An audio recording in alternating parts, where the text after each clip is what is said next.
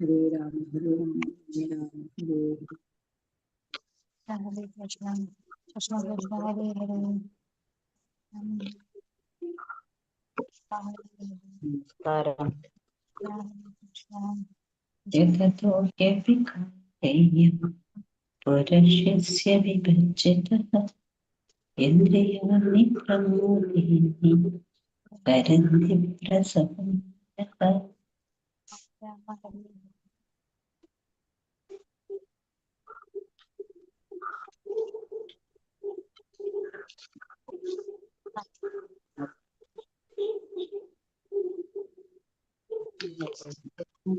കൃഷ്ണ ഹരേ ഹരേ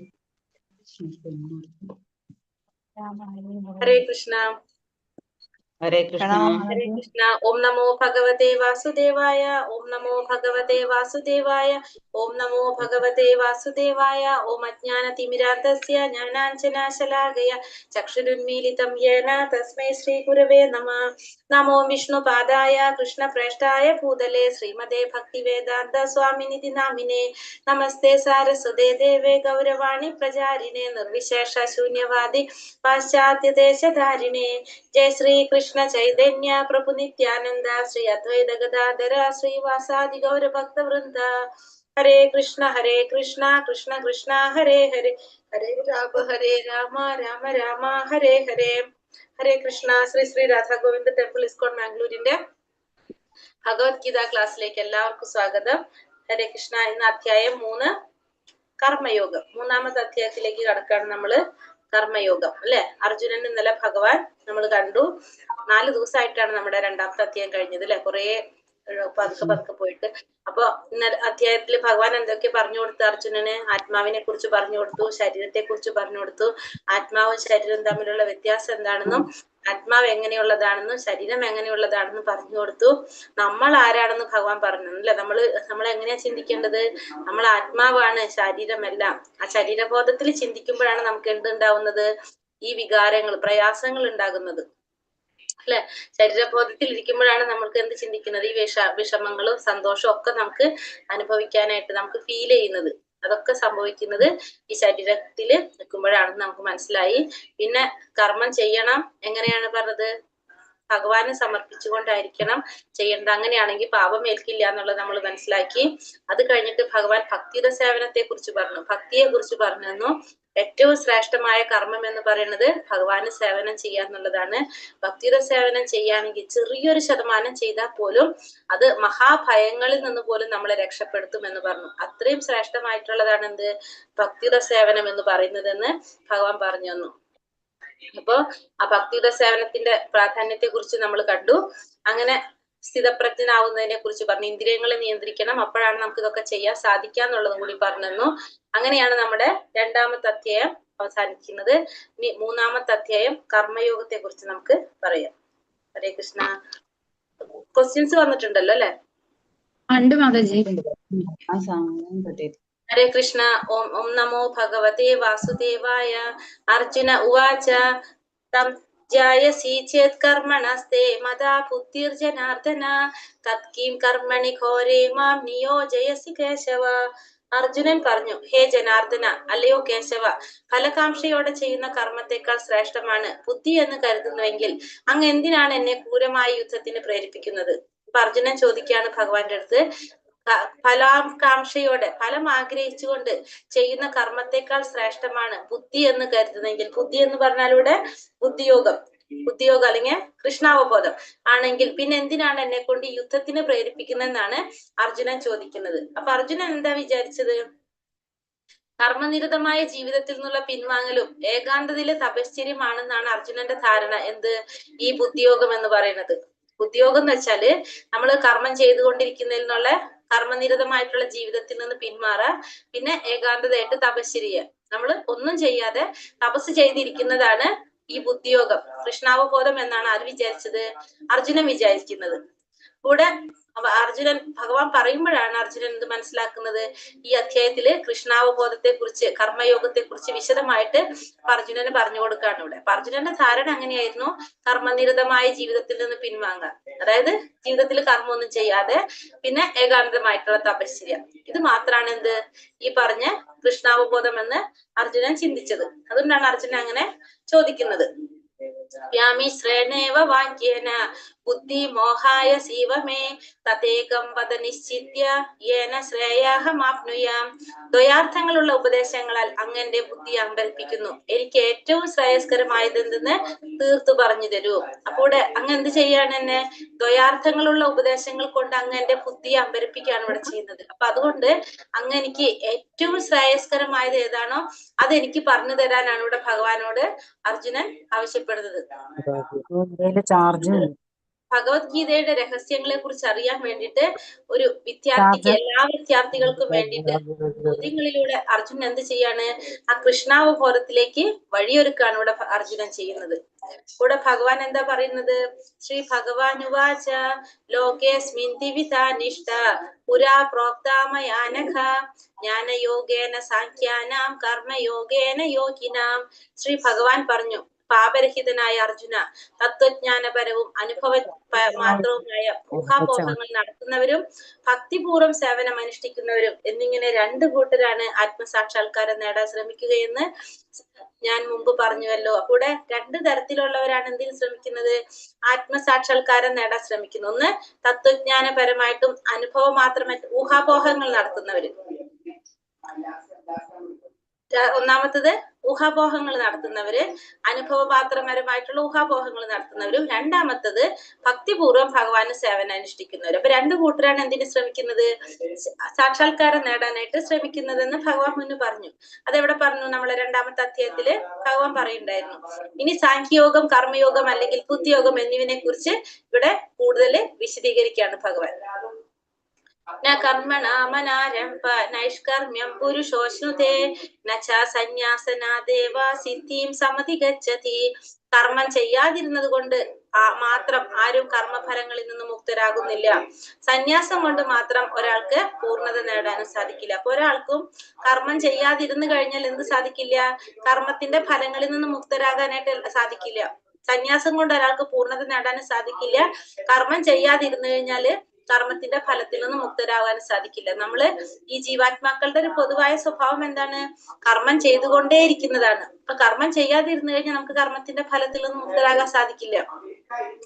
ഈ സന്യാസം സ്വീകരിക്കുക അല്ലെങ്കിൽ ഫലോദിഷ്ടമായ കർമ്മങ്ങളിൽ നിന്ന് പിന്മാറുക എന്നതുകൊണ്ട് മാത്രം ഒരാൾക്ക് നാരായണന് തുല്യനാകാമെന്ന് ചിന്തിക്കുന്ന അഭിപ്രായത്തിനെ ആരും അംഗീകരിക്കുന്നില്ല, ഭഗവാൻ അംഗീകരിക്കില്ല. ഇപ്പൊ ഒരാൾ സന്യാസം സ്വീകരിച്ചു അല്ലെങ്കിൽ ഫലോദിഷ്ട കർമ്മങ്ങളിൽ നിന്ന് പിന്മാറി, ഫലം ആഗ്രഹിച്ച് കർമ്മം ചെയ്യുന്നില്ല, സന്യാസം സ്വീകരിച്ചു, അതിന്റെ അർത്ഥം ആരല്ല അയാള്, നാരായണന് തുല്യനല്ല എന്ന് ഭഗവാൻ പറയാണ്. അങ്ങനത്തെ കാര്യങ്ങൾ ഭഗവാൻ അംഗീകരിക്കുന്നില്ല. നമ്മൾ എന്ത് വേണം, വിധിക്കപ്പെട്ട കർമ്മങ്ങൾ നിറവേറ്റിയിട്ട് വേണം സന്യാസം സ്വീകരിക്കാനായിട്ട്. അപ്പൊ നമ്മള് ചെയ്യേണ്ടതായിട്ടുള്ള കർമ്മങ്ങൾ ചെയ്തിട്ട് വേണം സന്യാസം പോലും സ്വീകരിക്കാൻ എന്ന് പറയുന്നത്. അപ്പൊ ബാക്കി ഉള്ള ആശ്രമത്തില് ബ്രഹ്മചര്യം, ഗൃഹസ്ഥം, വാനപ്രസ്ഥം, അപ്പൊ അതെന്തായാലും ചെയ്യണം. സന്യാസത്തിലേക്ക് കടക്കണമെങ്കിൽ പോലും നമുക്ക് എന്ത് വേണം എന്ന് പറയുന്നത്, സന്യാസം എന്ന് വെച്ചാൽ പരിത്യാഗമാണ്. അവിടെ പോലും പറയുന്നത് വിധിക്കപ്പെട്ട കർമ്മങ്ങൾ ചെയ്തിട്ട് സംശുദ്ധനായിട്ട് വേണം നമുക്ക് എന്തിലേക്ക് കടക്കാൻ, സന്യാസത്തിലേക്ക് കടക്കാൻ പോലും. അപ്പൊ നമ്മളെ പോലുള്ളവരാണെങ്കിലോ ഗൃഹസ്ഥരാണെങ്കില് വിധിക്കപ്പെട്ട കർമ്മങ്ങൾ നിർവഹിക്കാൻ വേണം. ഒപ്പം നമ്മൾ എന്ത് ചെയ്യണം, ഭഗവാന്റെ നാമം ജപിക്കണം, ഭഗവാന്റെ സേവനം ചെയ്യണം. അല്ലാതെ ഇത് ചെയ്യാതെ അത് ചെയ്തു കഴിഞ്ഞാൽ അവിടെ എന്ത് കിട്ടില്ല, അവിടെ നമുക്ക് പൂർണ്ണത കൈവരിക്കാനായിട്ട് സാധിക്കില്ല എന്നാണ് ഭഗവാൻ അതിനെ അംഗീകരിക്കുന്നില്ല എന്നാണ് ഭഗവാൻ ഇവിടെ പറയുന്നത്. നഹി കശ്ചിക്ഷണമപി ജാതു തിഷ്ഠത്യ കർമ്മകൃത് കാര്യതേ ഹെവ്യശ കർമ്മ സർവ പ്രകൃതി ജൈർഗുണൈഹി. ഭൗതിക പ്രകൃതിയുടെ ത്രിഗുണങ്ങളിൽ നിന്നുളവാകുന്ന വാസനകൾക്കനുസരിച്ച് ഓരോ മനുഷ്യനും കർമ്മം ചെയ്യാൻ നിർബന്ധിതനാണ്. ആർക്കും ഒരൊറ്റ നിമിഷം പോലും കർമ്മത്തിൽ നിന്ന് ഒഴിഞ്ഞു നിൽക്കാൻ സാധിക്കില്ല. അപ്പൊ ഈ ഭൗതിക പ്രകൃതിയുടെ ത്രിഗുണങ്ങളിൽ നിന്നുളവാകുന്ന വാസനകൾ നമുക്കറിയാം. നമ്മുടെ ഈ ത്രിഗുണങ്ങൾ നമ്മൾ എന്ത് ചെയ്യുന്നുണ്ട്, നമ്മളെ ബാധിക്കുന്നുണ്ട് അല്ലെ. ഓരോ വ്യക്തിയിലും ഓരോ തരത്തിലുള്ള ഗുണങ്ങൾ സ്വാധീനിക്കും. ആ ഗുണത്തിനനുസരിച്ച് നമുക്ക് എന്താണ്, ഓരോ വാസനകൾ ഉണ്ടാകും. അതിനനുസരിച്ചുള്ള കർമ്മങ്ങൾ നമ്മൾ ചെയ്യാൻ നിർബന്ധിതനാകും. ഒരൊറ്റ നിമിഷം പോലും നമുക്ക് എന്ത് സാധിക്കില്ല, ഈ കർമ്മത്തിൽ നിന്ന് ഒഴിഞ്ഞു നിൽക്കാനായിട്ട് നമുക്ക് സാധിക്കില്ല.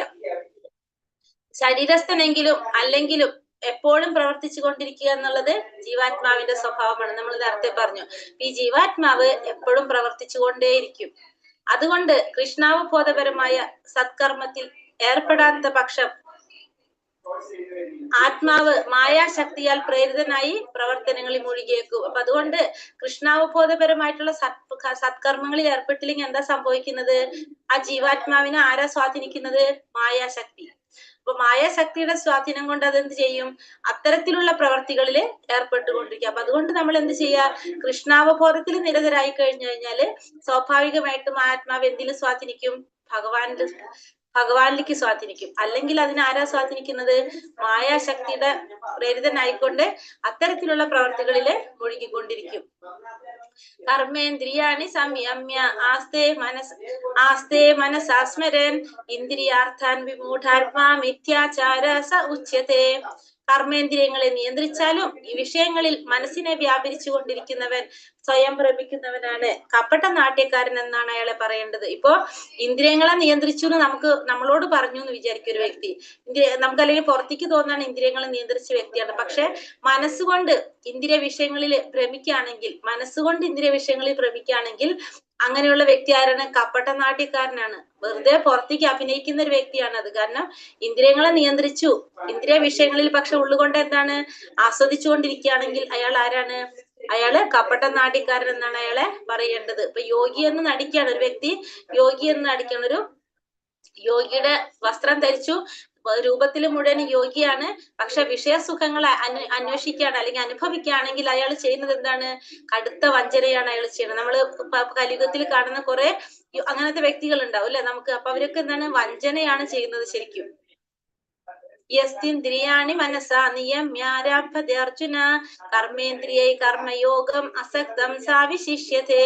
മറ്റൊരു തരത്തിൽ പറഞ്ഞാൽ ആത്മാർത്ഥതയുള്ള ഒരാൾ പ്രവർത്തന നിരതമായ ഇന്ദ്രിയങ്ങളെ മനസ്സിനാൽ നിയന്ത്രിക്കാൻ ശ്രമിച്ചുകൊണ്ട് ആസക്തി കൂടാതെ കൃഷ്ണാവബോധപരമായ കർമ്മങ്ങളിൽ ഏർപ്പെടുകയാണെങ്കിൽ അയാളാണ് അത്യുത്തമൻ.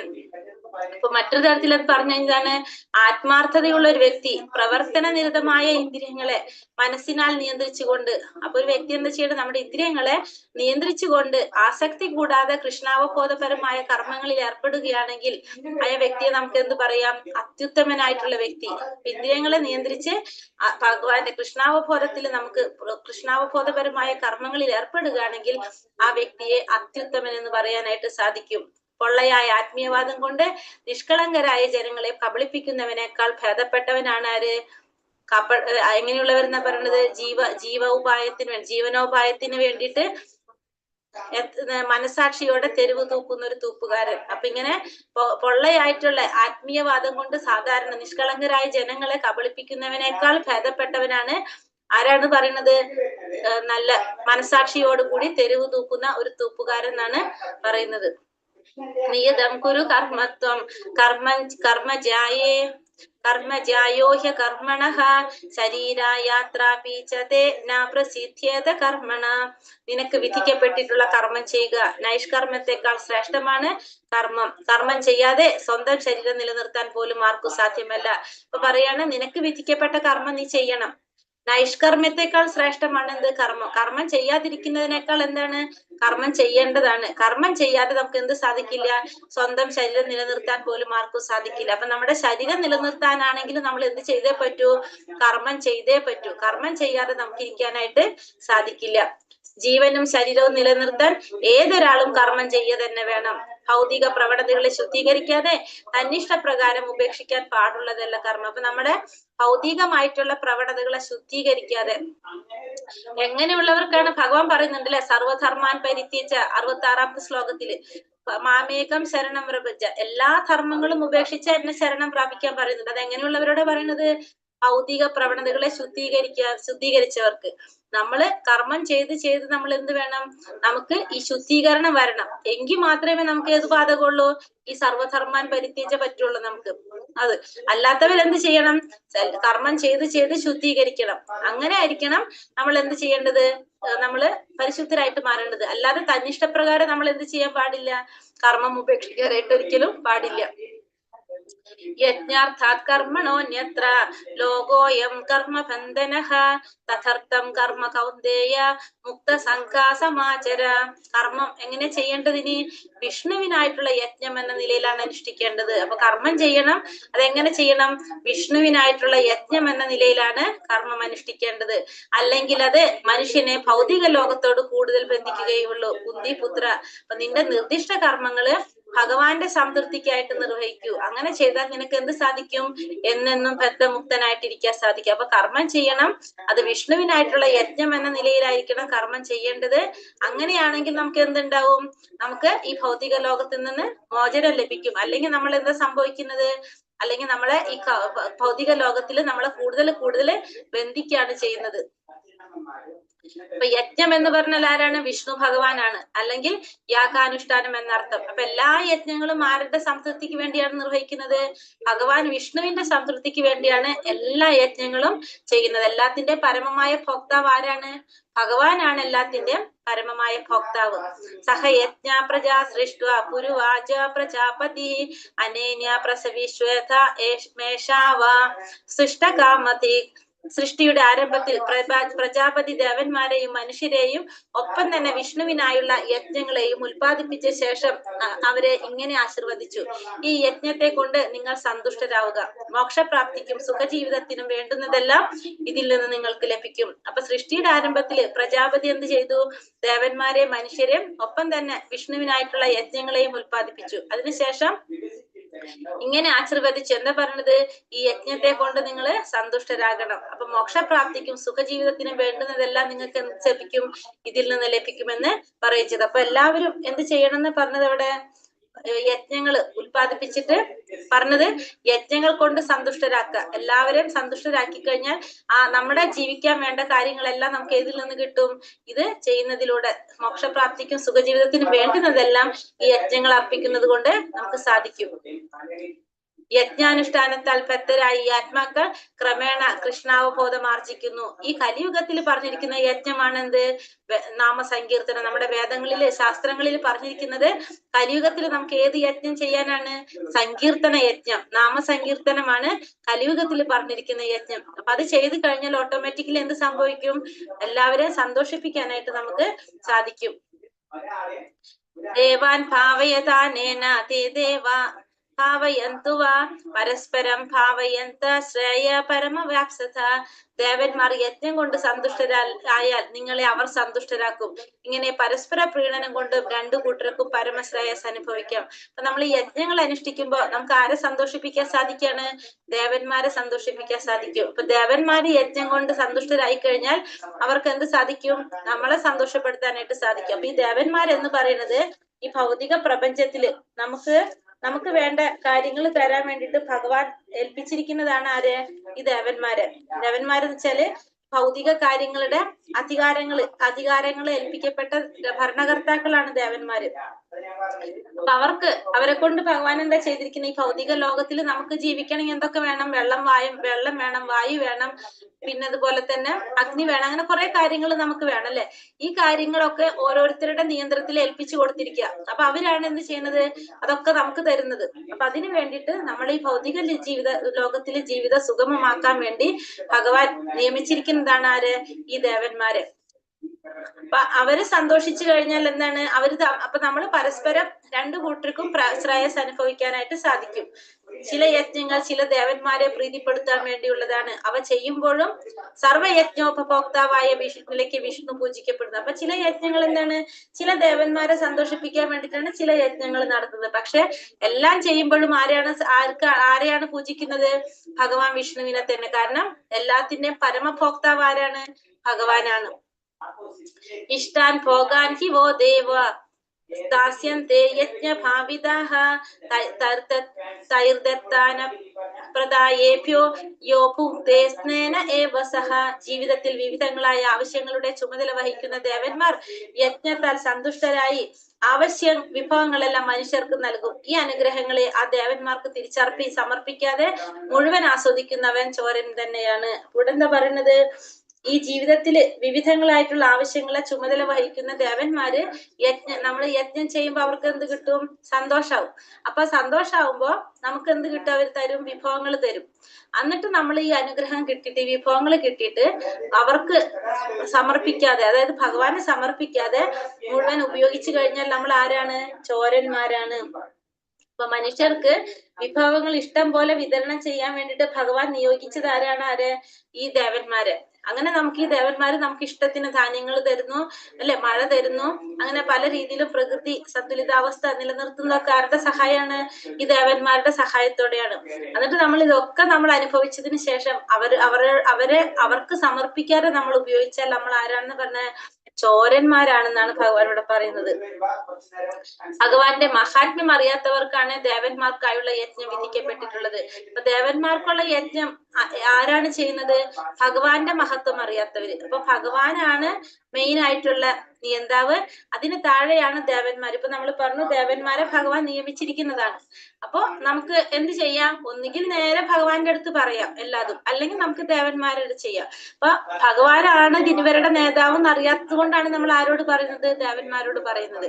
ദേവന്മാർക്കുമായിട്ടുള്ള യജ്ഞം നിർവഹിക്കപ്പെട്ടിട്ടുള്ളത് ഭഗവാന്റെ മഹാത്മ്യം അറിയാത്തവർക്കാണ്. മനുഷ്യ ജീവിതത്തിന്റെ ലക്ഷ്യം നമ്മൾ മറന്ന് നമ്മൾ ഭഗവത് കിങ്കന്മാരാൽ ദത്തങ്ങളായി വിഭവങ്ങളെ ഇന്ദ്രിയ സംതൃപ്തിക്കായി ഉപയോഗിച്ചുകൊണ്ട് സ്രഷ്ടാവ് ഉദ്ദേശിച്ചിട്ടേ ഇല്ലാത്ത വിധം ഭൗതിക അസ്തിത്വത്തിൽ ഏറ്റവും അധികം കുടുങ്ങിപ്പോവുകയാണെങ്കിൽ തീർച്ചയായും ചോരന്മാർക്ക് അനുയോജ്യമായ ശിക്ഷ പ്രകൃതി നിയമം അനുസരിച്ച് നമുക്ക് കിട്ടും. അപ്പൊ നമ്മുടെ മനുഷ്യ ജീവിതത്തിന്റെ പരമമായ ലക്ഷ്യം എന്താണ്? ഭഗവത് സേവനാണ്. അത് നമ്മൾ മറന്നുകൊണ്ട് ഈ ദേവന്മാരാൽ നമുക്ക് ഈ ഭൗതിക പ്രകൃതിയിൽ നമുക്ക് ലഭിച്ചിട്ടുള്ള കാര്യങ്ങളെ നമ്മുടെ ഇന്ദ്രിയ സംതൃപ്തിക്കായിട്ട് ഉപയോഗിക്കുമ്പോൾ എന്താ സംഭവിക്കുന്നത്? കൂടുതൽ നമ്മൾ ഈ ഭൗതിക ലോകത്തിൽ കുടുങ്ങിപ്പോകും. അങ്ങനെ ചെയ്യുന്നവർക്കുള്ള ശിക്ഷ, അങ്ങനെയുള്ളവർ ആരാണ്? ചോരന്മാരാണെന്ന് പറഞ്ഞു അല്ലെ. അങ്ങനെയുള്ളവർക്കുള്ള ശിക്ഷ ഈ പ്രകൃതി നിയമം അനുസരിച്ച് നമുക്ക് കിട്ടും. അപ്പൊ നമ്മൾ ആ ചെയ്യുന്നതിന്റെ ശിക്ഷ നമുക്ക് എങ്ങനെ തന്നെ കിട്ടും? ഈ പ്രകൃതി നിയമം അനുസരിച്ച് നമുക്ക് കിട്ടും. യജ്ഞശിഷ്ടാശിന സന്തോ മുച്യന്തെ സർവകിൽബിഷൈഃ പൂജ്യത്തെ തേ തുകം പാപം യേ പചന്ത്യാത്മകാരണാത്. യജ്ഞത്തിൽ നിവേദിക്കപ്പെടുന്ന അന്നം ഭക്ഷിക്കുന്നത് കൊണ്ട് ഭഗവത് ഭക്തന്മാർ സർവ്വ പാപങ്ങളിൽ നിന്നും മുക്തരാകുന്നു. അപ്പൊ നമ്മൾ എന്ത് ചെയ്യണം? അന്നം നിവേദിക്കണം. ഭഗവാന് യജ്ഞത്തിൽ നിവേദിക്കപ്പെടുന്ന അന്നം, ആ അന്നം നമ്മൾ എന്ത് വേണം? ഭഗവാന് നിവേദിച്ചിട്ട് വേണം നമ്മൾ കഴിക്കാനായിട്ട്, ഭക്ഷിക്കാനായിട്ട്. അങ്ങനെയുള്ളവർക്ക് സർവ്വ പാപങ്ങളിൽ നിന്നും മുക്തരാകാനായിട്ട് സാധിക്കും. നമ്മൾ കഴിഞ്ഞ ശ്ലോകത്തിൽ പറഞ്ഞല്ലേ, അങ്ങനെ ചെയ്യാത്തവരെ പ്രകൃതി നിയമങ്ങളാൽ എന്ത് സാധിക്കുന്നു പറഞ്ഞ ശിക്ഷ, ആ ശിക്ഷ നമ്മൾ അനുഭവിക്കേണ്ടതായിട്ട് വരുന്നു പറഞ്ഞു. അപ്പൊ സർവ്വ പാപങ്ങളിൽ നിന്ന് നമുക്ക് മുക്തരാകാനായിട്ട് എന്ത് വേണം? നമ്മൾ കഴിക്കുന്ന അന്നം ഭഗവാന് നിവേദിച്ചിട്ട് വേണം നമ്മൾ കഴിക്കാനായിട്ട്. അങ്ങനെ കഴിക്കുകയാണെങ്കിൽ നമുക്ക് എന്താണ്? പാപത്തിൽ നിന്ന് മോചിതനാകാൻ സാധിക്കും.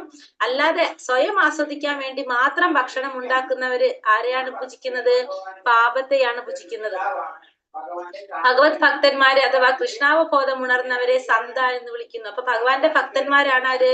സന്ത എന്ന് പറയുന്നത്. ഭഗവത് ഭക്തന്മാരെയാണെന്ന് പറയുന്നത് ഇവിടെ സന്ത എന്ന് പറയുന്നത്. സത്തുക്കൾ എപ്പോഴും കൃഷ്ണനിൽ പ്രേമഭക്തരാകയാൽ ആദ്യം തന്നെ അവിടത്തേക്ക് നിവേദിക്കാതെ യാതൊന്നും സ്വീകരിക്കുന്നില്ല. അപ്പോ ഭഗവാന്റെ ഭക്തന്മാരെപ്പോഴും എങ്ങനെയാണ്? ഭഗവാനിൽ പ്രേമബദ്ധരായത് കൊണ്ട് തന്നെ ഭഗവാന് സമർപ്പിക്കാതെ അവരൊന്നും സ്വീകരിക്കില്ല. അപ്പൊ ഭഗവാന്റെ ഭക്തന്മാര് സന്ത എന്നാണ് അവരെ അറിയപ്പെടുന്നത്. നമ്മൾ ബ്രഹ്മസംഹിതയിൽ പറയുന്നല്ലേ, പ്രേമാഞ്ജന ചുരിത ഭക്തി വിലോചനേന സന്ത സദൈവ ഹൃദയേഷു വിലോകയന്തി. സന്ത എന്ന് വെച്ചിട്ടുണ്ടെങ്കിൽ ഭഗവാന്റെ ഭക്തന്മാരാണ് സന്ത എന്ന് പറയുന്നത്. അന്നാത് ഭവന്തി ഭൂതാനി പർജന്യാദന്യ സംഭവഃ യജ്ഞാത് ഭവതി പർജന്യോ യജ്ഞ കർമ്മ സമുദ്ഭവഃ. എല്ലാ ജീവജാലങ്ങളും ധാന്യങ്ങൾ കൊണ്ട് ജീവിക്കുന്നു. അതാകട്ടെ മഴ മൂലം ഉണ്ടാകുന്നു. മഴയാണെങ്കിലോ യജ്ഞത്തിൽ നിന്നുണ്ടാകുന്നു. യജ്ഞങ്ങളാണെങ്കിൽ വിധിക്കപ്പെട്ട കർമ്മങ്ങളിൽ നിന്നും. അപ്പൊ എല്ലാ ജീവജാലങ്ങൾക്കും ജീവിക്കാൻ എന്ത് വേണം? ധാന്യങ്ങൾ വേണം. ഈ ധാന്യം നമുക്ക് കിട്ടുന്നത് എങ്ങനെയാണ്? മഴയിലൂടെ. ഈ മഴ എങ്ങനെയുണ്ടാകുന്നത്? യജ്ഞങ്ങളിൽ നിന്നും. ഈ യജ്ഞങ്ങൾ എങ്ങനെയാ മനസ്സിലാക്കുന്നത്? വിധിക്കപ്പെട്ട കർമ്മങ്ങള്. ഓരോരുത്തർക്കും വിധിക്കപ്പെട്ട കർമ്മങ്ങൾ നമുക്ക് എങ്ങനെ അറിയാൻ സാധിക്കുക? നമ്മളെ ശാസ്ത്രപ്രകാരം. അപ്പൊ അതിൽ നിന്ന് വേദങ്ങളിൽ നിന്ന് വിധിക്കപ്പെട്ട കർമ്മങ്ങൾ മനസ്സിലാക്കുന്നു. അതനുസരിച്ച് ഓരോ യജ്ഞം ചെയ്യുന്നു. ആ യജ്ഞത്തിലൂടെ നമുക്ക് മഴയുണ്ടാകും. മഴ മൂലം ധാന്യങ്ങൾ കിട്ടും. ആ ധാന്യങ്ങൾ കൊണ്ടാണ് ആര് ജീവിക്കുന്നത്? ജീവജാലങ്ങൾ ജീവിക്കുന്നത്. എന്നിട്ട് നമ്മളത് ഭഗവാന് സമർപ്പിക്കാതെ നമ്മളത് ഉപയോഗിക്കുകയാണെങ്കിൽ നമ്മൾ ആരാണ്? ചോരന്മാരാണ്. പകർച്ചവ്യാധി പിടിച്ചു പടർന്നു പിടിക്കുന്ന കാലത്ത് അണുനാശക ഔഷധങ്ങൾ കുത്തിവെക്കുന്നത് കൊണ്ട് രോഗഭാഗത്തിൽ നിന്ന് രക്ഷ കിട്ടുന്നത് പോലെ ഭഗവാനെ നിവേദിച്ച പ്രസാദം ഭക്ഷിക്കുന്നത് കൊണ്ട് ഭൗതിക ആസക്തിയെ ചെറുത്തു നിൽക്കാനുള്ള കരുത്തുണ്ടാകുന്നു. അപ്പൊ നമ്മള് ഭഗവാന്റെ പ്രസാദം കഴിച്ച് നമുക്ക് എന്താ ഗുണമുള്ളത്? നമുക്ക് ഭൗതികമായിട്ടുള്ള ഭൗതിക ആഗ്രഹങ്ങൾ, ഇന്ദ്രിയ ആസ്വാദനങ്ങളുടെ ഒരു ആസക്തി, അതിനെ ചെറുത്ത് നിർക്കാനുള്ള ശക്തി നമുക്ക് കിട്ടുന്നു. കർമ്മ ബ്രഹ്മോദ്ഭവം വിദ്ധി ബ്രഹ്മാക്ഷര സമുദ്ഭവം തസ്മാ സർവഗതം ബ്രഹ്മ നിത്യം യജ്ഞേ പ്രതിഷ്ഠിതം. വേദങ്ങളിൽ നിയന്ത്രിത കർമ്മവിധികൾ വിവരിച്ചിട്ടുണ്ട്. പരമദിവ്യോത്തമ പുരുഷനിൽ നിന്ന് നേരിട്ട് ഉത്ഭവിച്ചതാണ് വേദങ്ങൾ. അതിനാൽ സർവ്വവ്യാപകമായ അതീന്ദ്രിയ സത്ത യജ്ഞകർമ്മങ്ങളിലാണ് എന്നും കുടികൊള്ളുന്നത്. അപ്പൊ വേദങ്ങളില് നിയന്ത്രിതമായിട്ടുള്ള കർമ്മവിധികൾ പറഞ്ഞിട്ടുണ്ട്. നമ്മുടെ വേദങ്ങളിൽ എന്തുണ്ട്? ഓരോ കർമ്മവിധികളെ കുറിച്ച്, ഓരോ കർമ്മങ്ങൾ ചെയ്യേണ്ടത് എങ്ങനെയാണ് എന്നൊക്കെ പറഞ്ഞിട്ടുണ്ടാവും. അപ്പൊ ഈ വേദങ്ങൾ എന്ന് പറയുന്നത് എന്താണ്? ഭഗവാനിൽ നിന്ന് നേരിട്ട് ഉത്ഭവിച്ചിട്ടുള്ളതാണ് വേദങ്ങള്. അതുകൊണ്ട് തന്നെ സർവ്വവ്യാപകമായ അതീന്ദ്രിയ സത്ത യജ്ഞകർമ്മങ്ങളിലാണ് എന്നും കുടികൊള്ളുന്നത്. അപ്പൊ ഈ യജ്ഞകർമ്മങ്ങളിലാണ് ആര് കുടികൊള്ളുന്നത്? ഈ അതീന്ദ്രിയമായ സത്ത, അതായത് സർവ്വവ്യാപകമായ അതീന്ദ്രിയ സത്ത യജ്ഞകർമ്മങ്ങളിലാണ് എന്നും കുടികൊള്ളും. അപ്പൊ ഭഗവാൻ എന്താണ്? പരമസത്യം. ആ പരമസത്യം യജ്ഞകർമ്മങ്ങളിലാണെന്നും കുടികൊള്ളുന്നത്. അപ്പൊ നമ്മൾ എന്താണ്? ഈ വേദങ്ങൾ എന്ന് പറയുന്നത് ഭഗവാനിൽ നിന്ന് ഉത്ഭവിച്ചതാണ്. നമുക്ക് ചെയ്യേണ്ടതായിട്ടുള്ള എല്ലാ കർമ്മങ്ങളെ കുറിച്ചും എന്തിൽ പറയുന്നുണ്ട്? ശാസ്ത്രങ്ങളില് പറയുന്നുണ്ട്. വേദോപധിഷ്ഠിതമല്ലാത്ത കർമ്മം വികർമ്മം എന്ന് പറയും. അത് ആധികാരികമല്ലാത്തതും പാപകരവുമാണ്. അപ്പൊ കർമ്മം നമ്മൾ ഇന്നലെ പഠിച്ചില്ല, കർമ്മം, അകർമ്മം, വികർമ്മം. അതില് വികർമ്മം എന്ന് വെച്ചാൽ എന്താണ് പറഞ്ഞത്? വികർമ്മം ഓർമ്മയുണ്ടോ? വികർമ്മം എന്ന് വെച്ചാൽ എന്താ നമ്മൾ ഇന്നലെ പറഞ്ഞത്? ശാസ്ത്രത്തിൽ അധിഷ്ഠിതമല്ലാത്തത്, വിരുദ്ധമായത് അല്ലെ? ശാസ്ത്ര വിരുദ്ധമായതിനാണ് നമ്മൾ എന്ത് പറയണത്? വികർമ്മം എന്ന് പറയുന്നത്. അത് ആധികാരികമല്ലാത്തതാണ്, വേദങ്ങളിൽ പറയാത്തതാണ്. വൈദിക നിർദ്ദേശങ്ങൾ അനുഷ്ഠിക്കാൻ കഴിയില്ലാത്തവർക്കും കൃഷ്ണാവബോധത്തിന്റെ സിദ്ധാന്തങ്ങൾ കൊണ്ട് പ്രവർത്തിക്കാം. അവ വൈദിക യജ്ഞാനുഷ്ഠാനങ്ങളുടെ ഫലം ചെയ്യും. അപ്പൊ ഈ ശാസ്ത്രപ്രകാരം നമുക്ക് ചെയ്യാൻ സാധിച്ചില്ല. ശാസ്ത്രവിധി അനുസരിക്കാത്തവർക്കും അനുഷ്ഠിക്കാൻ കഴിവില്ലാത്തവർക്കും എന്ത് ചെയ്യാം? കൃഷ്ണാവബോധത്തിന്റെ തത്വങ്ങൾ ഉൾക്കൊണ്ട് പ്രവർത്തിക്കാം. കാരണം എന്താ പറയണത്? ശാസ്ത്രങ്ങൾ അനുസരിക്കുന്നതിന്റെ ഫലം തന്നെ നമുക്ക് എന്തിനു കിട്ടും? കൃഷ്ണാവബോധത്തിലൂടെ കിട്ടും. കാരണം കൃഷ്ണാവബോധം എന്ന് പറയുന്നത് ഭഗവാനെ സേവിക്കുക എന്നുള്ളതാണ്. എല്ലാ വേദങ്ങളുടെയും ലക്ഷ്യം എന്താണ്? ഭഗവത് സേവനം തന്നെ, ഭഗവാനിലേക്ക് എത്താന്നുള്ളതാണ്. അപ്പൊ ഈ ശാസ്ത്രങ്ങൾ അനുസരിക്കാതെ നമ്മള് കൃഷ്ണാവബോധത്തിന്റെ സിദ്ധാന്തങ്ങൾ അനുസരിച്ചുകൊണ്ട് പ്രവർത്തിക്കുകയാണെങ്കിലും ഈ ശാസ്ത്രങ്ങളുടെ അനുഷ്ഠാനം ചെയ്യുന്ന തന്നെ ഫലം നമുക്ക് അവിടെയും കിട്ടും. കൂടെ എന്തുകൂടി കിട്ടും? നമുക്ക് ഭഗവാന്റെ ധാമവും കിട്ടും. ഏവം പ്രവർത്തിതം ചക്രം നാനുവർത്തയതീഹയ അഖായൂരീന്ദ്രിയാരാമോ മോഹം പാർത്താസ ജീവതി. പ്രിയപ്പെട്ട അർജുന, വേദങ്ങളാൽ സ്ഥാപിക്കപ്പെട്ട യജ്ഞങ്ങളെ അനുഷ്ഠിക്കാതെ ജീവിക്കുന്നവൻ പാപം നിറഞ്ഞ ജീവിതമാണ് നയിക്കുന്നത്. ഇന്ദ്രിയ സന്ദർഭത്തിന് വേണ്ടി മാത്രം ആഗ്രഹിക്കുന്ന അവന്റെ ജീവിതം ഫലമില്ലാത്തതാണ്. അപ്പൊ യജ്ഞങ്ങൾ അനുഷ്ഠിക്കാതെ ജീവിക്കുന്നവൻ എങ്ങനെയാണ്? പാപം നിറഞ്ഞ ജീവിതമാണ് നയിക്കുന്നത്. സ്വന്തം ഇന്ദ്രിയങ്ങളെ സന്തോഷിപ്പിക്കാൻ വേണ്ടി മാത്രം ജീവിക്കുന്ന ഒരു വ്യക്തിയുടെ ജീവിതം എങ്ങനെയായിരിക്കും? ഫലമില്ലാത്തതായിരിക്കും. അപ്പൊ വേദങ്ങളാൽ സ്ഥാപിക്കപ്പെട്ട യജ്ഞങ്ങളൊന്നും അനുഷ്ഠിക്കാതെ സ്വന്തം ഇഷ്ടത്തിന് ജീവിക്കുന്നവരുടെ ജീവിതം എങ്ങനെയാണെന്ന് പറയുന്നത്? പാപം നിറഞ്ഞ ജീവിതമാണ് അവരുടെ ജീവിതം. അങ്ങനെയുള്ളവരുടെ ജീവിതം, സ്വന്തം ഇന്ദ്രിയങ്ങളെ സന്തോഷിപ്പിക്കാൻ വേണ്ടിയിട്ടുള്ള അവരുടെ ജീവിതം എങ്ങനെയാണ്? ഫലമില്ലാത്തതാണെന്നാണ് ഇവിടെ ഭഗവാൻ പറയുന്നത്. കഠിനമായി പ്രവർത്തിക്കുകയും ഇന്ദ്രിയ സുഖം അനുഭവിക്കുകയും ചെയ്യുക എന്ന സാമ്പത്തിക സിദ്ധാന്തത്തെ ഭഗവാൻ ഇവിടെ എതിർക്കുന്നു. അപ്പൊ നമ്മൾ അറിയാലോ, നമ്മൾ കുറെ കേൾക്കുന്ന ഒരു കാര്യമാണ്. നമ്മൾ എന്താണ്? നമ്മൾ ജനിച്ചിട്ടുള്ള എന്താണ്? നമ്മൾക്ക് സുഖമായിട്ട് ജീവിക്കാൻ വേണ്ടിയിട്ടാണ്. അല്ലാതെ നമ്മൾ ഇതൊന്നും ചെയ്യേണ്ട സമയമല്ല. ഇപ്പൊ നമ്മൾ എന്ത് വേണം? നമ്മൾ സുഖമായിട്ട് ജീവിക്കണം. നമ്മുടെ സന്തോഷമാണ് ഏറ്റവും വലുതെന്നാണ് നമ്മൾ കേൾക്കുന്നതാണത്. ഇവിടെ ഭഗവാൻ പറയുന്നത് എന്താണ്? അത് അല്ല പറയുന്നത്. ഇവിടെ അതിനെതിർക്കാണ് ഭഗവാൻ ചെയ്യുന്നത്. കഠിനമായി പ്രവർത്തിക്കുക, ഇന്ദ്രിയ സുഖം അനുഭവിക്കുക, അതൊരു സിദ്ധാന്തത്തെ ഭഗവാൻ ഇവിടെ എതിർക്കാണ് ചെയ്യുന്നത്. ആത്മതൃപ്തശ്ച മാനവഃ ആത്മന്യേവ ച സന്തുഷ്ട തസ്യ കാര്യം ന നിവിദ്യത്തെ. മനുഷ്യ ജീവിതം ആത്മസാക്ഷാത്കാരത്തിന് വേണ്ടി ഒഴിഞ്ഞു വെക്കുകയും ആത്മാരാമനായി വർത്തിക്കുകയും ചെയ്യുന്നവൻ ആത്മാവിൽ പൂർണ്ണ തൃപ്തനായിരിക്കുകയും ചെയ്യുന്നവന് കർത്തവ്യങ്ങളൊന്നുമില്ല. അപ്പൊ മനുഷ്യ ജീവിതം ആത്മസാക്ഷാത്കാരത്തിന് വേണ്ടിയിട്ട് ഒഴിഞ്ഞു വെക്കുക. ജീവിതം മുഴുവനും ആത്മസാക്ഷാത്കാരത്തിന് വേണ്ടി മാറ്റിവെച്ച് ആത്മാരാമനായിട്ട് വർത്തിക്കാം. ആത്മാരാമൻ എന്ന് വെച്ചാല് ആത്മാവിൽ രമിക്കുന്നവൻ, ആത്മാവിൽ സന്തോഷം കൊണ്ടെത്തുവൻ. അങ്ങനെയുള്ളവൻ എന്ത് സാധിക്കും? ആ പൂർണ്ണ തൃപ്തനാവുകയായിരിക്കും. ആ വ്യക്തിക്ക് എന്തില്ല? കർത്തവ്യങ്ങളൊന്നുമില്ല. അപ്പൊ ആത്മസാക്ഷാത്കാരത്തിന് വേണ്ടിയിട്ട് നമ്മുടെ ജീവിതം മാറ്റിവെച്ചു ആത്മാവിൽ സന്തോഷം കണ്ടെത്തുന്ന വ്യക്തിക്ക്, ആത്മാവിൽ പൂർണ്ണ തൃപ്തനായിരിക്കുന്ന വ്യക്തിക്ക് എന്തില്ല? പിന്നെ കർത്തവ്യങ്ങളൊന്നുമില്ല. എല്ലാതും ആർക്ക് വേണ്ടി ചെയ്യുന്നത്? ഭഗവാന് വേണ്ടിയിട്ട്. ആ കൃഷ്ണാവബോധം ഉദിക്കുന്നത് കൊണ്ട് തൽക്ഷണം തന്നെ അനേകായിരം യജ്ഞാനുഷ്ഠാനങ്ങൾ കൊണ്ടുണ്ടാകുന്ന വിധത്തിൽ അയാളുടെ ഹൃദയ മാലിന്യമാകെ ഒഴിഞ്ഞു പോകുന്നു. അപ്പൊ കൃഷ്ണാവബോധം ഉദിച്ച എന്താ ഗുണം? അനേകായിരം യജ്ഞാനുഷ്ഠാനങ്ങൾ കൊണ്ട് സാധിക്കാവുന്ന വിധത്തിൽ അയാളുടെ ഹൃദയ മാലിന്യം ഒഴിഞ്ഞു പോകും. അനേകായിരം യജ്ഞങ്ങൾ ചെയ്യുമ്പോൾ കിട്ടുന്ന ഫലമാണ് എന്തുകൊണ്ട് കിട്ടുന്നത്? കൃഷ്ണാവബോധം കൊണ്ട് മാത്രം കിട്ടുന്നത്. കൃഷ്ണാവബോധം ഉദിക്കുന്നത് കൊണ്ട്. നമ്മൾ ഇന്നലെ പറഞ്ഞില്ല, കൃഷ്ണാവബോധം നമുക്ക് ആർക്കും പെട്ടെന്ന് കിട്ടില്ല. കാരണം കൃഷ്ണാവബോധം എന്ന് വെച്ചിട്ടുണ്ടെങ്കിൽ നമ്മുടെ അവബോധം തന്നെ ഭഗവാനാവണം. അത് ഭഗവാന്റെ കാരുണ്യം ഉണ്ടെങ്കിൽ മാത്രമേ നമുക്കത് കിട്ടുള്ളൂ. കാരണം ആ ഹൃദയത്തിൽ മാലിന്യം ഉണ്ടെങ്കിൽ നമുക്ക് ഒരിക്കലും എന്തുണ്ടാവില്ല? ഭഗവാൻ അവിടെ വന്നിരിക്കില്ല. അപ്പൊ അത് മുഴുവനും മാറിയാൽ മാത്രം, ഭഗവാന്റെ കാരുണ്യം ഉണ്ടെങ്കിൽ മാത്രമേ നമുക്ക് എന്ത് കിട്ടുള്ളൂ? കൃഷ്ണാവബോധം നമുക്ക് കൈവരിക്കാനായിട്ട് സാധിക്കുള്ളൂ. നൈവ തസ്യ കൃതേനാർത്ഥോ നാകൃതേനേഹ കശ്ചന നചാസ്യ സർവഭൂതേഷു കശ്ചിദർത്ഥാവിപാശ്രയഃ. ആത്മസാക്ഷാത്കാരം ലഭിച്ചവന് തനിക്ക് വിധിക്കപ്പെട്ട കർത്തവ്യം നിറവേറ്റുന്നത് കൊണ്ട് നേടാനായിട്ടൊന്നുമില്ല. അത് ചെയ്യാതിരിക്കാൻ ഒരു കാരണവുമില്ല. അവന് മറ്റൊരു ജീവിയെയും ആശ്രയിക്കേണ്ടതുമില്ല. ആത്മസാക്ഷാത്കാരം ലഭിച്ചവൻ എന്താണ്? തനിക്ക് വിധിക്കപ്പെട്ട കർത്തവ്യം നിറവേറ്റുന്നത് കൊണ്ട് നേടാനായിട്ടൊന്നുമില്ല. ഒരു ആത്മസാക്ഷാത്കാരം ലഭിച്ച ഒരു വ്യക്തിയെ സംബന്ധിച്ച് ആ വിധിക്കപ്പെട്ട കർമ്മങ്ങൾ ചെയ്യുന്നത് കൊണ്ട് നേടാനായിട്ടൊന്നുമില്ല. കാരണം എന്താണ്? എല്ലാം ആർക്ക് സമർപ്പിച്ച വ്യക്തിയാണത്? ഭഗവാന് സമർപ്പിച്ച വ്യക്തിയാണ്. അത് ചെയ്യാതിരിക്കാൻ ഒരു കാരണവുമില്ല. അത് ചെയ്താലും ചെയ്തില്ലെങ്കിലും ആ ചെയ്യുന്നത് മുഴുവൻ ആർക്ക് വേണ്ടിയിട്ടാണ്? ഭഗവാന്റെ സന്തോഷിപ്പിക്കാൻ വേണ്ടിയിട്ടാണ്. സ്വന്തം ഇന്ദ്രിയങ്ങളല്ല. അവന് വേറൊരു ജീവിയെയും ആശ്രയിക്കേണ്ടതുമില്ല. ഒന്നിനെ ആശ്രയിക്കേണ്ടതില്ല. കാരണം എന്താണ്? പരമമായ ആശ്രയത്തെ അദ്ദേഹം നേടിക്കഴിഞ്ഞു അല്ലെ. ആ പരമമായ ആശ്രയം ആരാണ്? ഭഗവാനാണ്. അത് നേടിക്കഴിഞ്ഞു. അതുകൊണ്ട് അദ്ദേഹത്തിന് വേറെ ഒന്നും ചെയ്യേണ്ടതായിട്ട് ഒന്നുമില്ല. ഭഗവത് സേവനം മാത്രമേ ഉള്ളൂ. ആത്മജ്ഞാനിക്ക് വിധിവിഹിതമായ ഒരു കർമ്മവും ചെയ്യേണ്ട ബാധ്യതയില്ല. കൃഷ്ണാവബോധങ്ങളിൽ മാത്രം പ്രവർത്തനത്തിൽ ഏർപ്പെട്ടാൽ മതി. കൃഷ്ണാവബോധം എന്ന് വെച്ചാൽ നൈഷ്കർമ്മ്യമല്ല താനും. അപ്പോ ആത്മജ്ഞാനിയെ സംബന്ധിച്ച് പിന്നെന്തില്ല? വേറെ ഒരു കർമ്മം ചെയ്യേണ്ട ആവശ്യമില്ല. ഒന്നിനോടും ബാധ്യതയില്ല. എന്തുമാത്രം ചെയ്താൽ മതി? കൃഷ്ണാവബോധത്തിൽ പ്രവർത്തിച്ചാൽ മാത്രം മതി. പക്ഷെ കൃഷ്ണാവബോധം എന്ന് പറയുന്നത് എന്തല്ല? നൈഷ്കർമ്മ്യമല്ല. വെറുതെ കർമ്മം ചെയ്യാതിരിക്കുന്നതല്ല എന്ത്? കൃഷ്ണാവബോധം എന്ന് പറയുന്നത്. നമ്മൾ പറഞ്ഞില്ലേ, ഭക്തി എന്ന് പറഞ്ഞാൽ എന്താണ്? ഭക്തിയുടെ സേവനം തന്നെയാണ്. അപ്പൊ കൃഷ്ണാവബോധം എന്ന് പറഞ്ഞാൽ എന്താണ്? ഭഗവാനെ സേവിക്കുക എന്നുള്ളതാണ്. അല്ലാതെ കർമ്മം ചെയ്യാതിരിക്കുന്നത് എന്തല്ല? കൃഷ്ണാവബോധമല്ല. ഒരു സാധാരണ നമ്മൾ കേൾക്കുന്ന ഒരു കാര്യമാണ് അല്ലെ. അതായത് ഒരു ജോലി ഇല്ലാത്തവരാണ് എന്ത് ചെയ്യുന്നത്? കൃഷ്ണാവബോധത്തിൽ വരുന്നത്. അങ്ങനെയല്ല, കൃഷ്ണാവബോധത്തിൽ വന്നു കഴിഞ്ഞാലാണ് എന്ത്?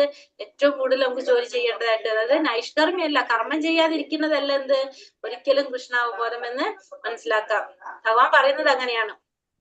ഹരേ കൃഷ്ണ മാതാജി, മറ്റേ ക്ലാസ്സിൽ നിന്ന് ഭയങ്കര സൗണ്ട് വരുന്നു കേട്ടോ. നിങ്ങൾ പറയണ്ടപ്പോ ഞാൻ ഓർത്ത് നിങ്ങൾക്ക് തോന്നുന്നില്ല എന്ന്. എനിക്ക് തോന്നുന്നുണ്ട്. ഇല്ല, അത് ഒരു മിനിറ്റ്, ഞാൻ ഒന്നും കൂടി ഡോർ ജാരി എടുത്ത്.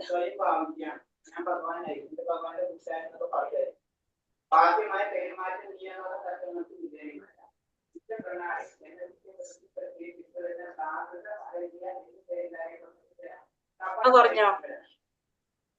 തസ്മാദസക്ത സതതം കാര്യം കർമ്മ സമാചര അസക്തോ ഹ്യാചരൻ കർമ്മ പരമാപ്നോതി പുരുഷ.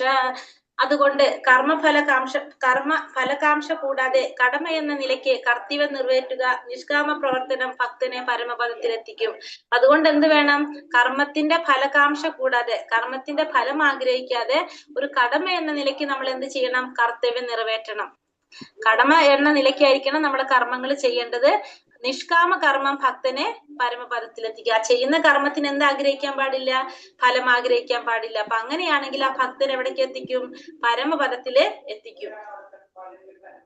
കുരുക്ഷേത്രത്തിൽ കൃഷ്ണന്റെ താല്പര്യം അനുസരിച്ച് പൊരുതാനാണ് അർജുനൻ നിയുക്തനായിട്ടുള്ളത്. അർജുനൻ യുദ്ധം ചെയ്യണമെന്ന് ഭഗവാൻ ആഗ്രഹിച്ചു. കൃഷ്ണാവബോധം നേടിയവർ ഭഗവാന് വേണ്ടി മാത്രം പ്രവർത്തിക്കുന്നു. ഫലത്തിൽ അവർക്ക് താല്പര്യമില്ല. അപ്പൊ അർജുനൻ ഇവിടെ യുദ്ധം ചെയ്യണം, കുരുക്ഷേത്രത്തിൽ യുദ്ധം ചെയ്യണം എന്ന് ആരുടെ ഇച്ഛയാണത്? ഭഗവാന്റെ ഇച്ഛയാണത്. ഭഗവാനാണ് അത് ആഗ്രഹിച്ചത്, യുദ്ധം ചെയ്യണം എന്നുള്ള. അപ്പൊ കൃഷ്ണാവബോധം എന്ന് പറയുന്നത്, കൃഷ്ണാവബോധത്തിലുള്ളവര് എന്താ ചെയ്യുന്നത്? ഭഗവാന് വേണ്ടി മാത്രമാണ് അവർ പ്രവർത്തിക്കുന്നത്. അതിന്റെ ഫലത്തിൽ അവർക്ക് യാതൊരു ആസക്തിയും താല്പര്യവും ഇല്ല. അവരെല്ലാം ആർക്ക് വേണ്ടി സമർപ്പിക്കുന്നവരാണ്? ഭഗവാന് വേണ്ടി മാത്രം സമർപ്പിച്ച് ചെയ്യുന്നവരാണ്. കർമ്മണൈവാഹി സംസിദ്ധിം ആസ്ഥിത ജനകാതയഃ ലോകസംഗ്രഹമേവാപി സംപശ്യൻ കർത്തുമർഹസി. ജനകൻ മുതലായ രാജാക്കന്മാർ തങ്ങൾക്ക് വിധിക്കപ്പെട്ട കർമ്മങ്ങൾ മാത്രം അനുഷ്ഠിച്ച് പരിപൂർണതയിൽ എത്തിച്ചേർന്നു. അതിനാൽ സാമാന്യ ജനങ്ങളെ പഠിപ്പിക്കുന്നതിനായി നീ കർമ്മം ചെയ്യേണ്ടിയിരിക്കുന്നു. അപ്പോ ജനക മഹാരാജാവിനെ പോലുള്ള രാജാക്കന്മാര്, അവരൊക്കെ രാജാക്കന്മാരാണ്, രാജാക്കന്മാരാണ്. അവരൊക്കെ എങ്ങനെയാണ്? വിധിക്കപ്പെട്ട കർമ്മങ്ങൾ ചെയ്തുകൊണ്ട് മാത്രം അവരെന്താണ്? പരിപൂർണതയിൽ എത്തിച്ചേർന്നവരാണ്. അപ്പൊ അതുകൊണ്ട് നീ എന്ത് ചെയ്യണം? നീയും ചെയ്യണം. കാരണം സാധാരണ ജനങ്ങളെ പഠിപ്പിക്കാനെങ്കിലും നീ എന്ത് ചെയ്യണം? കർമ്മം ചെയ്യണം. കാരണം അർജുനൻ ക്ഷത്രിയനാണ്, രാജകുടുംബത്തിൽ ജന്മമെടുത്തവനാണ്, മറ്റുള്ളവരുടെ മുന്നിൽ എന്താണ്? ഒരു മാതൃകാ നേതാവാണ് അർജുനൻ. അപ്പൊ അങ്ങനെ ഒരു വ്യക്തി കർമ്മത്തിൽ നിന്ന് മാറി നിന്ന് കഴിഞ്ഞാൽ എന്താണ്? സാധാരണ ജനങ്ങളും അദ്ദേഹത്തെയും പഴി പറയും, അർജുനനെ പഴി പറയും, ക്ഷത്രിയനായിട്ടും തന്റെ കടമ ചെയ്തില്ല എന്നുള്ളത്. അപ്പൊ അതുകൊണ്ട് സാധാരണ ജനങ്ങളെ പഠിപ്പിക്കാൻ വേണ്ടിയിട്ടെങ്കിലും നീ എന്ത് ചെയ്തിരിക്കണം? കർമ്മം ചെയ്തിരിക്കണം എന്ന് ഭഗവാൻ പറയാണ്. ഭഗവാൻ കൃഷ്ണനും നിത്യസുഹൃത്തായ അർജുനനും കുരുക്ഷേത്രത്തിൽ യുദ്ധം ചെയ്യേണ്ട ആവശ്യമില്ലായിരുന്നു. നീതിവാദങ്ങൾ കൊണ്ട് ഫലമില്ലാതെ വരുന്നിടത്ത് ഹിംസ ആവശ്യമാണെന്ന് സാമാന്യ ജനങ്ങളെ ബോധ്യപ്പെടുത്താനാണ് ഇവർ യുദ്ധം ചെയ്തത്. അപ്പൊ ഇവിടെ എന്താ പറഞ്ഞത്? അർജുനൻ എന്ത് ചെയ്യേണ്ട? ഭഗവാനും അവിടെ ശരിക്കും എന്തിന്റെ ആവശ്യമില്ലായിരുന്നു എന്ന് പറയാണ്? യുദ്ധം ചെയ്യേണ്ട യാതൊരു ആവശ്യം ഉണ്ടായിരുന്നില്ല ശരിക്കും. പക്ഷെ ഭഗവാൻ എന്തിനാണ് ആ യുദ്ധം അവിടെ നടത്തിയത്? ചില സമയത്ത് നമുക്ക് എന്താ ആവശ്യമാണ്?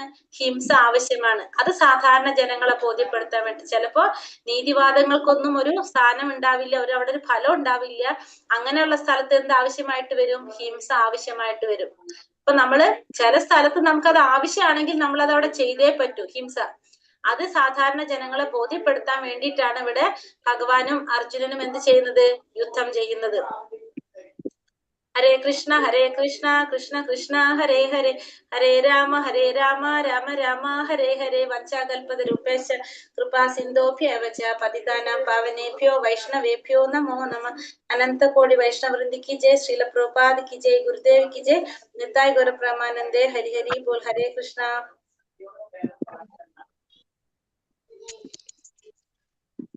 ക്വസ്റ്റ്യൻ ആൻസർ നോക്കാം നമുക്ക്.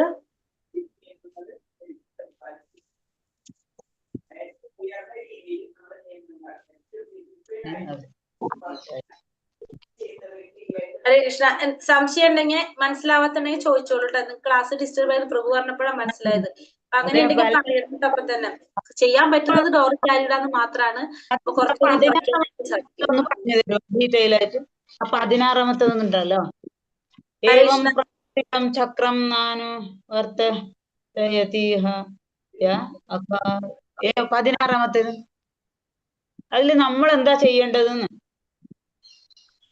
16-ാമത്തെ ശ്ലോകം അപ്പോഴത്തേക്കാണ് അത് സ്ട്രക്ക് ആയത് കേട്ടോണ്ടാവും. അതായത് വേദങ്ങളാൽ സ്ഥാപിക്കപ്പെട്ട യജ്ഞങ്ങൾ അനുഷ്ഠിക്കാതെ ജീവിക്കുന്നവർ പാപം നിറഞ്ഞ ജീവിതമാണ് നയിക്കുന്നത്. അപ്പൊ നമുക്ക് പറഞ്ഞിരിക്കുന്ന പോലെ നമ്മൾ വേദങ്ങളാൽ പറഞ്ഞിരിക്കുന്ന യജ്ഞങ്ങൾ അനുഷ്ഠിക്കാതെ ജീവിക്കുന്നവര്, അതായത് പാപം, അതിന് മുന്നത്തേല് പറഞ്ഞത് നമ്മള് ഭഗവാനെ സമർപ്പിക്കുന്നതിനെ കുറിച്ച് പറഞ്ഞത് അല്ലെ. നമുക്ക് സംതൃപ്തിക്ക് വേണ്ടിയിട്ട് നമ്മൾ ചെയ്യുന്നവര് എന്താണ് ജീവിക്കുന്നത്? ജീവിതം ഫലമില്ലാത്തതായിരിക്കുന്ന പറഞ്ഞത്. അതായത് നമ്മള് ഈ ഭൗതിക ഭൂമിയിൽ നമുക്ക് ലഭിക്കുന്ന എല്ലാ കാര്യങ്ങളും നമ്മൾ എന്ത് വേണമെന്നാ പറഞ്ഞത്? നമ്മൾ ആസ്വദിക്കുന്നതിന് മുന്നേ അത് ആർക്ക് സമർപ്പിക്കണം? ഭഗവാന് സമർപ്പിക്കണം. ഭഗവാന് സമർപ്പിക്കാതെ നമ്മളത് ചെയ്യുമ്പോ നമ്മൾ പാപം നിറഞ്ഞ ജീവിതമാണ് നമ്മള് നയിക്കുന്നത് എന്നാണ് പറയുന്നത്.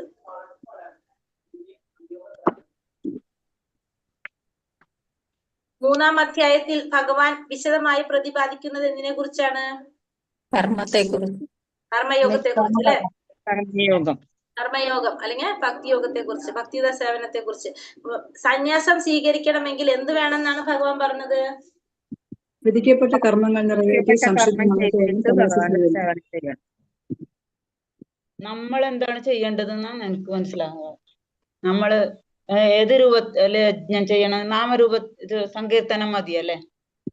നാമജപ യജ്ഞം, പിന്നെ ഭഗവാന് സമർപ്പിക്കുന്നതിനെ കുറിച്ച് പറഞ്ഞില്ലേ, നമ്മൾ കഴിക്കുന്ന ഭക്ഷണത്തെ കുറിച്ച് പറഞ്ഞില്ലേ. നമ്മള് ഭഗവാന് സമർപ്പിക്കാതെ ചെയ്യുന്നവര് പാപത്തെയാണ് പൂജിക്കുന്നത്.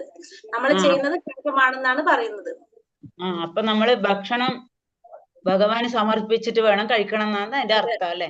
അതെ, മാതാജി ഇന്നലെ പറഞ്ഞത് തെറ്റിച്ചു പറഞ്ഞപ്പോ. അതായത് നമ്മൾ ഈ പറഞ്ഞ ബോയിൽഡ് റൈസ് ഒന്നും ഇല്ല. ഞാൻ പിന്നെ അത് കഴിഞ്ഞപ്പോഴാണ് ചിന്തിച്ചത്, നമ്മൾ അവില് എങ്ങനെ ഉണ്ടാക്കുന്നത്? ശരി, അവല് ബോയിൽഡ് റൈസിലല്ലേ ഉണ്ടാക്കുന്നേ? അത് ശരി, അതല്ലേ നിവേദ്യം അവില് അല്ലേ? അപ്പൊ മാതാജി ഞാൻ അത് കഴിഞ്ഞപ്പോഴാണ് ആലോചിച്ചത്, അങ്ങനെയാണെങ്കിൽ നമ്മൾ അവല് ചെയ്യാൻ പാടുണ്ടോ? അല്ല, ഞാൻ എപ്പോഴും കഴിക്കുന്നതിന് മുമ്പ് ഇങ്ങനെ കയ്യില് പിടിച്ചിട്ട് ഭഗവാൻ സമർപ്പിച്ച ശേഷം കഴിക്കും. കുറച്ച് സമയം ചെയ്യേണ്ടത്. ഞാൻ അതല്ല, മാതാജി പറഞ്ഞല്ലോ നമ്മുടെ ശാസ്ത്രങ്ങളിൽ അങ്ങനെയല്ല പറയുന്നെന്ന് പറഞ്ഞല്ലോ. അപ്പൊ അത് ഞാൻ തിരിച്ചു പറഞ്ഞതാണ്. കാരണം ഭഗവാൻ പറഞ്ഞിരിക്കുന്നത് അങ്ങനെയല്ല, നമ്മൾ കഴിക്കുന്നത് എന്തും ഭഗവാന് സമർപ്പിക്കണം എന്നാ ഭഗവാൻ പറയുന്നത്. അപ്പൊ മാതാജി നമ്മൾ പറഞ്ഞ എന്താണ്, ബോയിൽഡ് റൈസ് നമ്മൾ ഭഗവാൻ വെക്കാൻ പാടില്ല എന്നാണല്ലോ പറഞ്ഞത്. അപ്പൊ അതിന് തിരിച്ച് ഞാൻ പറഞ്ഞത് അതാണ്. ഇന്നലെ എനിക്ക് ആ സമയത്ത് ഓർമ്മയുണ്ടായിരുന്നില്ല, അത് കഴിഞ്ഞപ്പോ ഞാൻ ആലോചിച്ചാണ് അവില് എന്ന് പറയുന്നത്. മഴ പെയ്യുന്നോ? അല്ല, ഇങ്ങനെയല്ലേ ഉണ്ടാക്കുന്നത്. അപ്പൊ അവിലെന്ന് വെച്ച് കഴിഞ്ഞാൽ ഭഗവാൻ ഏറ്റവും ഇഷ്ടമുള്ള ഒരു കാര്യമാണ് അവില്. അപ്പൊ നമ്മൾ അവില് കൊടുക്കാൻ പാടില്ലല്ലോ, മാതാജി പറഞ്ഞ രീതിയിലുള്ളതാണെങ്കിൽ. നമ്മള് അപ്പൊ അത് മനസ്സിലാക്കാൻ നമ്മൾ കുറെ തെറ്റായ ഒരു ധാരണയാണ് നമ്മുടെ എന്നുള്ളത്. മാതാജി, ഇപ്പൊ ഇതിലല്ലേ ഒരു സംശയം എന്താ വെച്ചാ, നമ്മള് വേദങ്ങളിൽ അനുസരിച്ചുള്ള യജ്ഞങ്ങൾ ചെയ്യണം, ദേവന്മാർക്ക് യജ്ഞങ്ങൾ ചെയ്യണം എന്ന് പറയുന്നുണ്ട്, അല്ലെങ്കിൽ നമുക്ക് ഫലോച്ച് കിട്ടില്ല. പക്ഷെ വേറൊരു ഇതിൽ പറഞ്ഞല്ലോ, ഭഗവാന് ചെയ്യണതാണ് ഇഷ്ടം, ദേവന്മാർക്ക് ചെയ്യുന്നത്. ഇതിൽ തന്നെ ദേവന്മാർക്ക് ചെയ്യണത് എങ്ങനെയാണെന്ന് പറഞ്ഞു. ഭഗവാനിൽ ചെയ്യാത്തവര് ദേവന്മാർക്കെങ്കിലും ചെയ്യണം. അതിൽ ചെയ്താലും നമുക്ക് എന്ത് കിട്ടും എന്ന് പറഞ്ഞു, അതും ഭഗവാനിലേക്ക് തന്നെ എത്തും എന്ന് പറഞ്ഞു. ഭഗവാനാണ് പരമഭോക്താവ്. അങ്ങനെയുള്ളവര് ദേവന്മാർക്കെങ്കിലും ചെയ്യണം എന്നാ ഉദ്ദേശിക്കുന്നത്. അവിടെ പറഞ്ഞു മാതാജി, അത് എനിക്ക് തോന്നുന്നു ഒരു കാര്യം കേട്ടു, മാതാജി അതിന് മുഴുവനും കേട്ടിട്ടുണ്ടാവില്ല. അവിടെ പറഞ്ഞു ചെയ്താലും അത് ആർക്ക് കിട്ടും? ഭഗവാന് കിട്ടും. പക്ഷെ പിന്നത്തേല് പറഞ്ഞു, അതിന്റെ അടുത്ത് തന്നെ പറഞ്ഞു, അത് ദേവന്മാർക്ക് ഭഗവാന് ചെയ്യുന്നവരാണെങ്കിൽ ദേവന്മാർക്ക് ചെയ്യണ്ട, ഭഗവാനാണ് ചെയ്യേണ്ടത് ശരിക്കും. അതില്ലാത്തവരാണ് ആരിലേക്ക് ചെയ്യുന്നത്? ഭഗവാന് ദേവന്മാർക്ക് ചെയ്യുന്നത്. അത് നമ്മളെ പൂജയിലും അങ്ങനെ ലാസ്റ്റ് പറയുന്നത് കൃഷ്ണാർപ്പണ വസ്തു തന്നെ. ഏത് പൂജ ചെയ്താലും അവസാനം പറയുന്നത് കൃഷ്ണാർപ്പണ വസ്തു തന്നെ. കാരണം ഭഗവാൻ തന്നെയാണ് പരമമായ ഭോക്താവ്. ഭഗവാനാണ് നമ്മളൊക്കെ ചെയ്യേണ്ടത്. എല്ലാം ഭഗവാന് തന്നെ സമർപ്പിക്കേണ്ട. അല്ലാതെ നമ്മൾ എന്തൊക്കെ ചെയ്താലും അതിനൊരിക്കലും ഒരു പൂർണ്ണത കിട്ടാൻ പോകുന്നില്ല. ഭഗവാൻ അത് തന്നെ നമുക്ക് പറഞ്ഞു തരുന്നത്. ഇപ്പൊ നമ്മളിപ്പോ എന്തൊക്കെ പറഞ്ഞാലും അത് എല്ലാവർക്കും അറിയുണ്ടാവില്ലാത്തത് കൊണ്ട് നമുക്ക് അറിയുന്നില്ലല്ലോ. ഇപ്പൊ നമ്മൾ വിചാരിക്കുന്ന എന്താണ്, വിഘ്നങ്ങൾ മാറ്റാൻ ഗണപതിനെ പ്രാർത്ഥിച്ചാൽ മതി നമ്മൾ പറയും. ഈ വിഘ്നങ്ങൾ മാറ്റാനായിട്ട് ഗണപതിക്ക് ആ ശക്തി കൊടുക്കുന്നത് ആരാണ്? ഭഗവാനാണ്. നമ്മൾ ബ്രഹ്മസംഹിതയിൽ പറയുന്നില്ല അത്, ആ വിഘ്നങ്ങൾ മാറ്റാനായിട്ട് ഗണപതിക്ക് ആ ശക്തി കൊടുക്കുന്നത് ഭഗവാൻ കാരണം കൊണ്ടാണ്. ഈ ക്ലാസ്സിൽ വന്ന ശേഷമാണ് എനിക്ക് മനസ്സിലായത്, ഭഗവാന് കൊടുക്കുന്ന എല്ലാം കൃഷ്ണാർപ്പണ വസ്തു എന്ന് പറയുന്നതിന്റെ ഉദ്ദേശവും എല്ലാം ഇപ്പൊ പിടികിട്ടിയത്. ഇല്ലെങ്കിൽ ഇതുവരെ കിട്ടിയില്ലായിരുന്നു. അപ്പൊ അതുകൊണ്ട് നമുക്കത് മനസ്സിലാക്കിയാൽ മതി. ഇപ്പൊ ഇന്നത്തെ ചോദ്യം, ഇവിടെ ഭയങ്കര ഇടിയാണല്ലോ, മഴ വരാൻ പോകുന്നുണ്ട്. ഇവിടെ നാട്ടിൽ മഴയല്ലേ, ഇവിടെ മഴ തുടങ്ങിണ്ടായിരുന്നില്ല. സന്യാസം സ്വീകരിക്കണമെങ്കിൽ എന്ത് വേണമെന്നാണ് ഭഗവാൻ പറഞ്ഞത്? സന്യാസം സ്വീകരിക്കണമെങ്കിൽ എന്ത് വേണം? വിധിക്കപ്പെട്ട കർമ്മങ്ങൾ നിറവേറ്റി സംശുദ്ധനായി വേണം. അതായത് സന്യാസം എന്ന് പറഞ്ഞ പരിത്യാഗാണ്.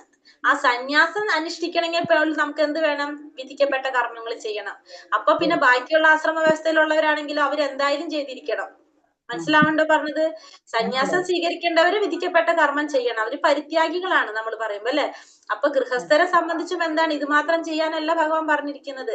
നമുക്ക് ചെയ്യേണ്ട കാര്യങ്ങൾ ചെയ്തുകൊണ്ട് ഇത് ചെയ്യാനാണ് പറയുന്നത്. അല്ലാണ്ട് ഇത് ചെയ്യാതെ നമ്മളോട് ആരോടും എന്ത് പറയുന്നില്ല, ഒന്നും ചെയ്യാൻ പറയുന്നില്ല അല്ലെ. അപ്പൊ ഭഗവാനെ നമ്മൾ വിളിക്കണമെങ്കിൽ നമ്മൾ കൂടെ എന്തും കൂടി ചെയ്യണം. നമുക്ക് ഓരോരുത്തർക്കും വിധിച്ചിട്ടുള്ള കർമ്മങ്ങൾ നമ്മൾ ചെയ്തിരിക്കണം. മനസ്സിലാവുണ്ടോ? കർമ്മം എങ്ങനെ അനുഷ്ഠിക്കണം എന്നാണ് ഭഗവാൻ പറഞ്ഞത്? ഭഗവാനുള്ള യജ്ഞം പോലെ ചെയ്യാം. വിഷ്ണുവിനായിട്ടുള്ള യജ്ഞം എന്ന നിലയിലാണ് കർമ്മങ്ങൾ അനുഷ്ഠിക്കേണ്ടത്. കലിയുഗത്തിൽ പറഞ്ഞിരിക്കുന്ന യജ്ഞം എന്താണ്? കലിയുഗത്തിൽ നമുക്ക് ചെയ്യാൻ പറ്റുന്ന യജ്ഞം നാമസങ്കീർത്തന യജ്ഞം തന്നെയാണ്. ബാക്കി നമ്മൾ എന്തൊക്കെ ചെയ്താലും അതിലെന്ത് കിട്ടില്ല? പരിപൂർണത കിട്ടാൻ പോകുന്നില്ല എന്നാണ് പറയുന്നത്. ചോരന്മാരെന്ന് വിളിക്കുന്നത് ആരെയാണ്?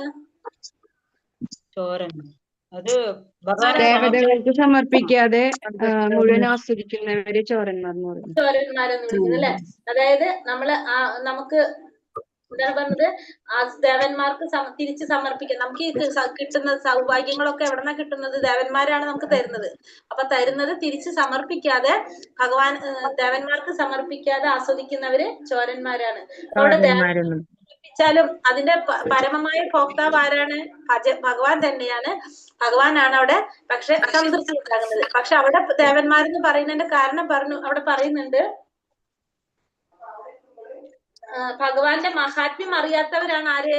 ദേവന്മാർക്ക് വേണ്ടിയിട്ട് യജ്ഞങ്ങൾ അനുഷ്ഠിക്കുന്നത്. ഭഗവാന്റെ മഹാത്മ്യം അറിയാത്തവരാണ് ദേവന്മാർക്ക് ചെയ്യുന്നത്. ഇപ്പൊ ഈ പറഞ്ഞ പോലെ ദേവിയെ ഉപാസിക്കുന്നവരാണെങ്കിൽ എന്ത് ചെയ്യും? ദേവിക്ക് സമർപ്പിക്കുള്ളൂ, ഭഗവാന് സമർപ്പിക്കില്ല. അപ്പൊ അതായത് ഭഗവാന്റെ മഹാത്മ്യത്തിൽ വിശ്വാസം ഇല്ലാത്തവരാണ് ആർക്ക് ചെയ്യുന്നത്? ദേവിക്ക് ചെയ്യുന്നത്, അല്ലെങ്കിൽ മഹാദേവന് ചെയ്യുന്നത്. പക്ഷെ ഭഗവാനിൽ വിശ്വാസം വന്നു കഴിഞ്ഞാൽ പിന്നെ എന്ത് മതി? ഭഗവാനിൽ ചെയ്താൽ മതി, ഇവർക്ക് ചെയ്യേണ്ട ആവശ്യമില്ല. പക്ഷെ ഇവർക്ക് ചെയ്ത് വരുമ്പോ സ്വാഭാവികമായിട്ട് നമുക്ക് എവിടേക്ക് എത്തും? നമ്മള് ഭഗവാനിലേക്ക് എത്തും. നമ്മളെ യോഗ്യത അനുസരിച്ച് നമുക്ക് അതിനുള്ള യോഗ്യത ഉണ്ടാകുമ്പോഴേ അവിടേക്ക് കടക്കാൻ പറ്റുള്ളൂ. അതുവരെ നമ്മളെ മനസ്സിൽ തോന്നില്ല. എന്തുകൊണ്ടാ തോന്നാത്തത്? നമുക്ക് അതിനുള്ള യോഗ്യത ആയിട്ടില്ല. അതാണ് അതിന്റെ അർത്ഥം.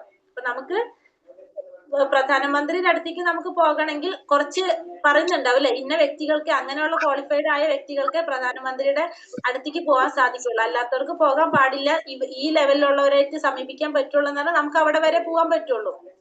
അപ്പൊ നമുക്ക് എപ്പോഴാണോ നമുക്കത് ചെയ്യാൻ തോന്നണമെന്ന് വെച്ചാൽ അതിന്റെ അർത്ഥം അപ്പോഴേ നമുക്ക് അതിനുള്ള യോഗ്യത വന്നുള്ളൂ. അതുവരെ നമുക്ക് എന്ത് തോന്നും? നമ്മളത് ചെയ്യേണ്ട, നമ്മൾ ഇതാ ചെയ്യേണ്ടത് നമ്മളെ ഉള്ളിൽ തോന്നിക്കൊണ്ടിരിക്കും. അത് തോന്നുന്നത് നമുക്ക് അവിടെ അതിനുള്ളതാവാത്തത് കൊണ്ടാണ്. അടുത്തത് ഏതാണ്? പാപത്തെ ഭുജിക്കുന്നവരാരാണ്?